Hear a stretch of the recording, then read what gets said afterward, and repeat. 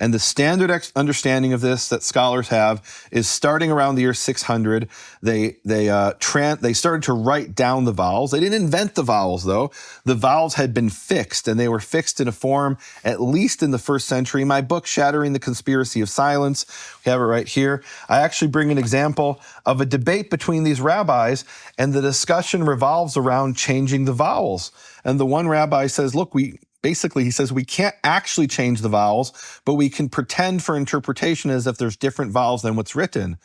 And my question is, if these rabbis just made up the vowels out of the thin air, well, why didn't they just go ahead and change the vowels?